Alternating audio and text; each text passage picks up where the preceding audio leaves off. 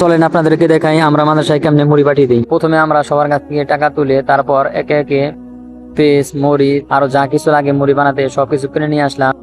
তাই সবাই একসাথে মিলে পেস্ট মরিচ এগুলা বেছে নিলাম। আর হ্যাঁ, অলরেডি আমাদের কিন্তু পেস্ট মরিচ এগুলা বাসা শেষ হয়ে গেছে। এখন আপনাদেরকে দেখাবো আমরা কি কি আইটেম আনছি। এখানে আছে পেঁয়াজি আর বুট। আর পেঁয়াজিটা আমি ভাঙতেছি, কারণ হচ্ছে পেঁয়াজিটা যদি আমান দেওয়া হয় তাহলে একটাও থাকবে না, সবাই যার যার মতো একটা করে নিয়ে যাবে। আর এরকম করে যদি দেওয়া হয় তাহলে ভালো হয়। আর এদিকে দুজনে পেস্ট মরিচ শসা টমেটো এগুলা কাটতেছে। কাটাকাটির কাজ প্রায় শেষের দিকে দেখতে পারতেছেন আপনারা। ভাই ওদেরকে কি বলবো, কারণ হচ্ছে ওরা ভালো ভালো কাজটি করে আমাকে বলছে যে তোর মরিচ মাখাইতে হবে। তাই আমি হাতের মধ্যে দেখেন একটা ব্যান্ডেজ মেরে প্রস্তুত হয়ে গেলাম মরিচ মাখানোর জন্য। আর এই কথা বলে আমি কিন্তু মরিচ অলরেডি ডলা শুরু করে দিয়েছি।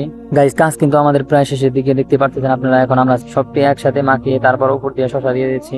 আর হ্যাঁ গাইস, আমরা কিন্তু মাখামাখি শেষ করে অলরেডি খাওয়া শুরু করে দিয়েছি, দেখতে পারতেছেন আপনারা। আর সবাই এত মনোযোগ দেখাইতেছে যে এত মনোযোগে তারা পড়াও করে না। আর আমিও কিন্তু এদিক দিয়ে চুপি চুপি খাইতেছি, দেখতে পারতেছেন আপনারা।